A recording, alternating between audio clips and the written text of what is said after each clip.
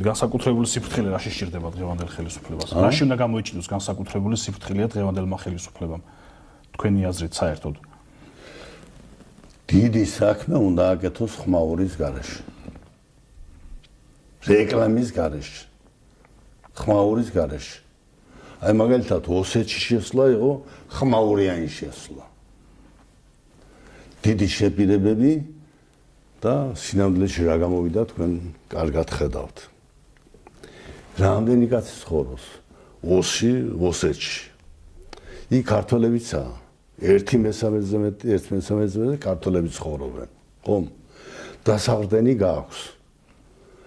თუ შედიხარ, შედი, მაშინ ისე როგორც საჭიროა.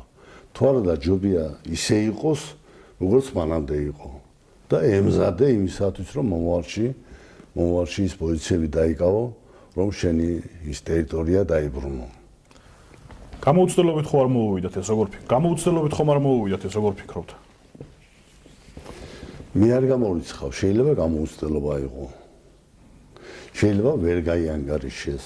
ეიფორია ხომ არ იყო, აი თქვა ფიქრობდნენ რომ ნოემბერში ხელისუფლებაში მოვიდნენ, შემდეგ ძალიან მალე ასლანაბაშიძე გადააყენეს. ამის გაგრძელება ხო არ იყო, ხო არ ეგონათ? სულ სხვადასხვა რამაა. აჭარა და სამხრეთ ოსეთი. სულ სხვადასხვა რამაა. მე ასლანაბაშიძეს იმდენ რამეს უთმენდი და უთმობდი. მიუხედავად იმისა, რომ თვითონ აჭარის მოსახლეობა ჩემს მიმართ იყო განწყობილი შესანიშნავად და ჩასვლა მიხაროდა. ერთხელ არ შემოსულა ასლანი თბილისში. 10 წლის განმავლობაში. 20-ჯერ მაინც ვიყავი. ის არ ჩამოდის, მე ჩავდივარ. იმიტომ ეს ჩემი ქვეყანაა. ჩემი ხალხია. მე მოსახლეობაზე მუშაობდი, მოსახლეობას რომ არ დავიწყებოდა, რომ საქართველოს პრეზიდენტი ყავს. რამდენი ზეიმი იყო, უნივერსიტეტი გახსნას, იმას ვესწრებოდი. და ბოლოს მოხდა ისე, რომ